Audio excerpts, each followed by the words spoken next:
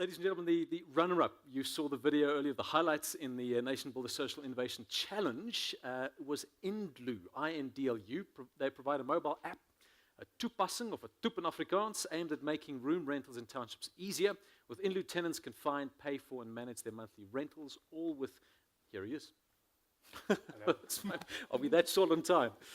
Cobus, it's good to have you on stage, man. Cobus Truter, I'll let him tell you about this app, but amazing. Innovating township accommodation to create wealth. Congratulations on your runner-up status, and let us know how you did that and why you did that. Cobus, let's give him a round of applause.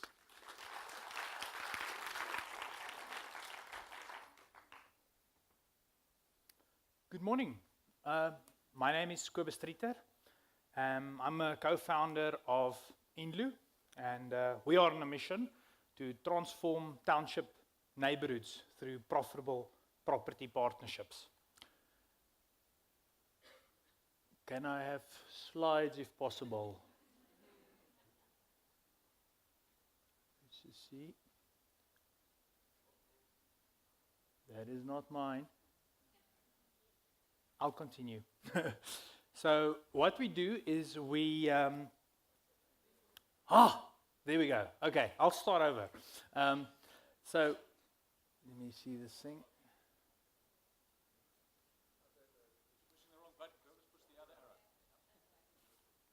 Sorry about this. I am pushing both buttons and they are not doing anything.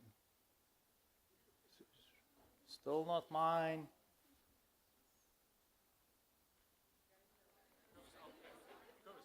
Yes. There we go. Okay, sorry about that. Okay, so we transform township neighborhoods through profitable property partnerships. And we do so with an app, with our Indlu mobile application that facilitates the relationship between landowners renting their backyard properties and tenants, while building a track record for both. On the back of that track record, we are then able to invest and to help this township landlord to build his property business. There's an example of such a building. That is context right there. That is just Tembisa, a random shot. Do yourself a favor, look on a Google map. You'll see the same story everywhere. That is density. We are talking of about 100,000 people per square kilometer. That is 10 times the density of Manhattan on one level. Okay. That's fueled by urbanization and population growth. We're literally at a point where we are witnessing the largest demographic shift in history. It's happening all over our continent. Population growth and urbanization is posing such a massive opportunity or challenge, depending on how we look at it. Closer to home, we've got a huge market, a huge backyard rental market. 850,000 landlords are housing more than 10% of our entire country, and the vast majority of foreigners, earning about 10 billion rand a year annually through backyard rentals. There exists a 10 billion rand rental market with not a single formal player in that market. It's absolutely unbelievable.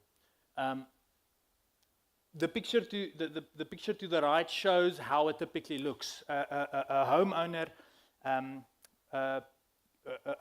typically a beneficiary of the RDP projects, would start constructing rooms in his backyard, which rents out for amazing returns. I'm from the shopping center industry, where I'm used to a 10% yield. These guys are hitting 70 to 100% yields. A typical backyard rental, if I pick one in the middle, there would be four rooms constructed at about 1,500 rand each. There's a 9,000 rand a month passive income sitting there that nobody's aware of, and the banks are not taking that into account when they're calculating credit scores. So we got really tired of counting houses, so we we thought we'd teach a computer to do that. So we're using machine learning to understand aerial maps. We've taught a computer to distinguish between RDP houses, backyard rentals, open spaces, cars. It's really giving us a lot of data and a lot of insight into this market. Just a little bit about our story. Our team started almost 10 years ago. Next year is our 10-year anniversary. And straight out of varsity, we've started hustling in the townships where we're still busy. For about 8 years, we paid a lot of school fees, made a lot of mistakes. We actually conceived of the Inlu idea back then, but we didn't have the resources or the know-how. We thought we did, but we didn't have the know-how to do it. It wasn't completely fruitless. We did do 3 shopping centers. We developed 2 shopping centers in township areas where we gained a lot of experience. But in January last year, start of last year, we worked up the courage and the capital. We reinvested some of the profits we made off of the shopping center to start up Inlu to tackle the idea again. And we launched the app in December that same year, 2017. And since we have done, actually that is a bit outdated, we've done almost 5 million in upgrades and investments in townships. There's some pictures, screenshots of the app. We also have a mobile office in our center. We're setting up offices in each of the areas that we are working in. So how it works is a tenant uses the app to search for a place to stay. Now in this market, tenants pay agents up front to go and find them space. I mean, I've got some rental property in Pretoria East. I pay for the agent. In this market, because supply and demand is so skewed, tenants actually pay upfront, up to 1,000 rand, to go and find a place to stay. So it's a very valuable tool for a tenant. A tenant can make an offer. It's also a valuable tool for the homeowner because he can get a market-related price. So there's a bit of a bidding platform. And he signs a lease online. He signs a lease on the app. This is very helpful. We just thought, well, obviously, we've got a rental business. We need leases. But it turned out to be a big selling point. That 10% of people that lives in backyard rentals, how do they Rika and Fika right now? You know, so a lease became a very valuable thing. So, and then more importantly, the tenants can use the app to pay. So it's like buying airtime, but for rent. So people are buying rental bundles months in advance through Inlu. Homeowners use the app to list their property, find tenants, manage their business. It's like having property management software in your pocket. But more importantly, they're building up a track record. These are typically people who don't have a formal employment record, so they're overlooked by the banks when it comes to investment. But we've got the data, so we are able to invest. Because as he's using Inlu to manage his backyard rentals, he's building up a track record. That's an example of a typical building we've done. That building costed around about 300,000 rand, at least out in an hour, with about 10 people bidding for each room. This is a very, very hot market. That specific building has got eight rooms that go for around about 1,350 to 1,500 each. That building is bringing about 12,000 rand a month gross, so you can calculate the yield yourself. We are using that money. 85% of that goes to paying off the building and to support the overheads. 10% goes back to the landlord for managing the business. This is all over a 5-year period. Over a 5-year period, we walk away. And the whole asset is his. It's paying down. It's like car finance.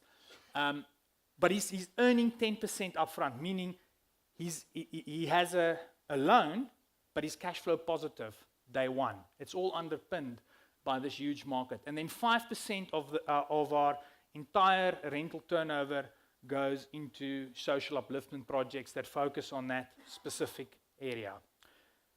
But that isn't our biggest impact. The biggest impact is, firstly, providing much needed affordable housing into a desperate market. Secondly, we are creating assets for landlords. After 5 years, this building will bring out, after escalations, about 15,000 Rand a month for the average landlord. So we are distributing capital. We are using local labor only. So there's a lot of social impact that's derived off of this model. A question that I often get is smartphone penetration. Do the people have smartphones? The answer is enough of them have smartphones.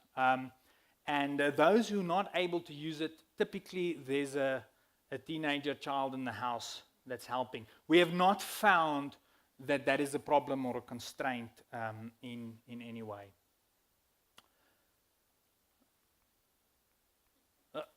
Back with the slideshow problem.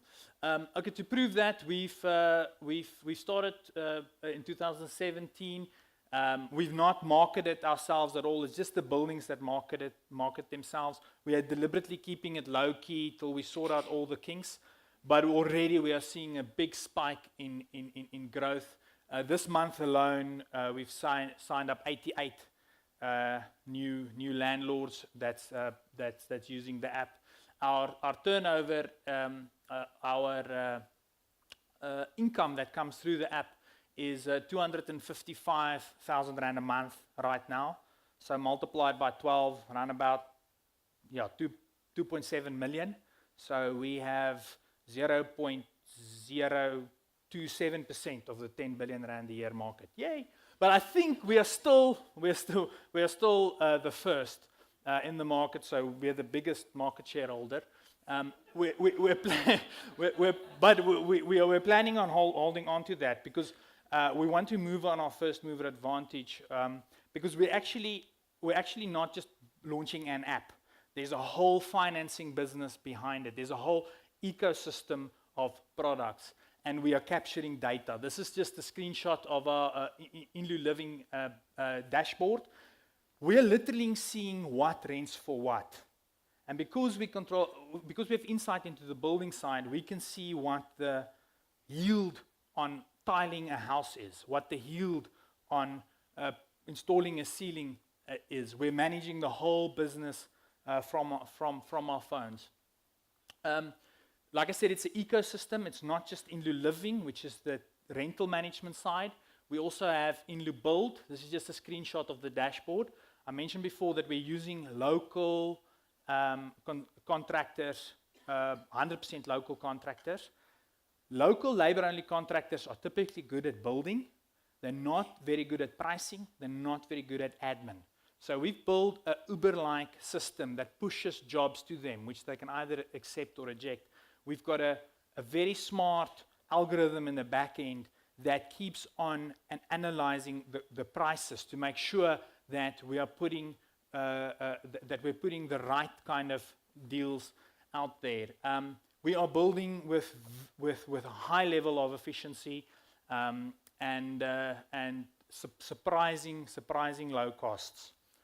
The third element to our ecosystem is Inlu Invest. That is a platform that would allow the public, you, to invest in an Inlu house or into a portfolio of Inlu houses. This is scheduled to be released by the end of the year. So please look out for that. Some of our next steps. Let me just check my time here. Sorry. Okay. Some of our next steps. We've just recently closed on a raise of 18 million at an IRR of 12%. So we're going to be busy putting some houses in the ground. That will service about 60 landlords. That means build 60 of these 300,000 Rand rooms. The Inlu Invest platform that I mentioned, as well as the Inlu Build platform that's going to be publicly launched. Our next target raise is about 100 million for closing in February next year. So we're working hard towards that. Other things that I've not mentioned is there's a big discussion going on with blockchain and crypto. So we are very fortunate to be able to spend a whole day next week with Charles Hodgkinson, which is the founder of Cardano, and Ethereum, for those who don't know. We're very excited about this because they've got a continent-wide vision for Inlu. Another thing we were working on is to create a fund to support church plants over the African continent, working with the Union Church Plant Center and City to City. So those are some of the things that we are excited about. That is it from my side. There's some more nice pictures for you. That's our office. This clicker. There's some houses. Just to mention, this building here is owned by a lady. Her name is Octavia. She got a stroke while we were engaged with her. So she has no opportunity to earn income. This building is going to pay out around about 15,000 Rand a month for her after a 5-year period. Already it's providing 1,000 Rand a month to her. All she's saying is that she's going to use that money to send her kids to university. So that's just to give you an idea of the impact and potential of Inlu. Brilliant. Thank you. Cobus, thank you so much. 2 quick questions. Yeah, sure. Oh, and the questions just gone off Slido. I'm trying to remember which they were. One was, what about income tax considerations? Do you take that into the rental amount? And the other question was, what about title land deeds? If you can answer those quickly for us. Title deeds, okay, so I'm going to reverse them. Title deeds is actually not a problem in the metros. Soshanguve, Mamelodi, all the major metropolitan townships has got fully titled land, but our model doesn't require us to have, we don't take collateral over that land. So we are actually able to go into former homeland areas, go into the rest of Africa where you don't have title. So we've deliberately tried to develop a property model where we don't need to own land. So that's the first question. On the second one, we're working with Department of Human Settlements and other government institutions to work around ways to actually include taxes into the system. Right now, we are including bulk service contributions. For instance, we would do upgrades to the electricity, and that's just priced into the building. Yeah. Cobus, thank you. What a great use of technology and an application. Fantastic. Thank you. Appreciate it. Well done.